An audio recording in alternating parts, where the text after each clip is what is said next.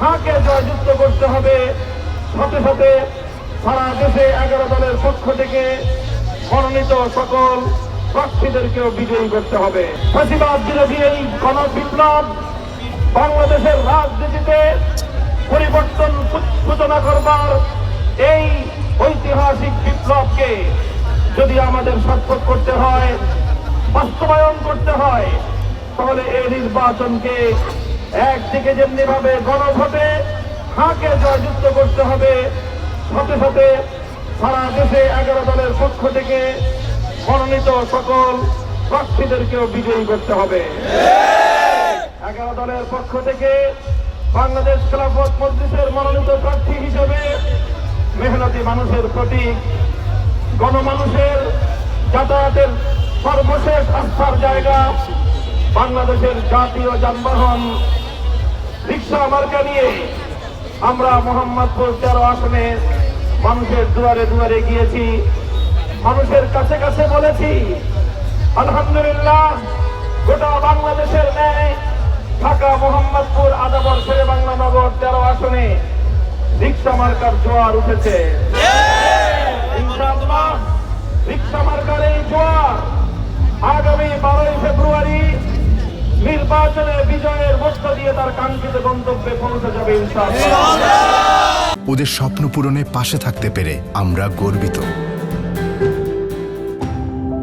আমরা স্পষ্ট ভাষায় বলতে চাই যে আগামীর বাংলাদেশে ফ্যাসিবাদ আর কোনোদিন ফিরে আসতে পারবে না।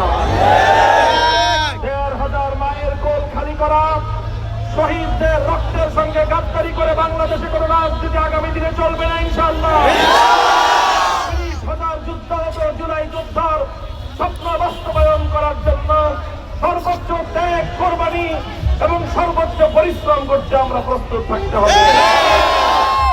আমাদের এই গণজোয়ার, গণ অভিমত, ব্যালটের মাধ্যমে যে বিপ্লব করার জন্য আমাদের এই 13 আসনের জনগণ প্রস্তুতি গ্রহণ করেছে, এবার আমাদেরকে প্রস্তুত থাকতে হবে।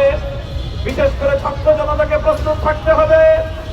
আমাদের যে সকল ছাত্র সংগঠনগুলো রয়েছে, বাংলাদেশ ইসলামী ছাত্র শিবির, বাংলাদেশ খেলাফত ছাত্র মজলিস, ছাত্র শক্তি সহ প্রতিটি ছাত্র সংগঠনের নেতৃবৃন্দকে, দায়িত্বশীল কর্মীদেরকে আমি স্পষ্টভাবে আহ্বান জানাতে চাই, 12 ফেব্রুয়ারি শুধু ভোট দিয়ে ঘরে গিয়ে বসে থাকলেই চলবে না। ভোট প্রদান করে, ভোট কেন্দ্র থেকে ভোটের ফলাফল সংগ্রহ করে যে কোনো ধরনের কারচুপি অথবা যে কোনো ধরনের ভোট ইলেকশন ইঞ্জিনিয়ারিংকে, ষড়যন্ত্রকে প্রতিহত করার জন্য আমি যেই দেশে যারা সন্ত্রাসবাদের উপর নির্ভর রাজনীতি করে হুঁশিয়ারি উচ্চারণ করে দিতে চাই, 24-এর বিপ্লব থেকে শিক্ষা গ্রহণ করবেন। বাংলাদেশের মানুষ যখন রক্ত দিতে শিখেছে, এদেশের মানুষ যখন জীবন দিতে শুরু করেছে, সন্ত্রাসবাদকে চিরদিনের জন্য বাংলাদেশ থেকে উৎখাত করেই বাংলার মানুষ শান্ত হবে।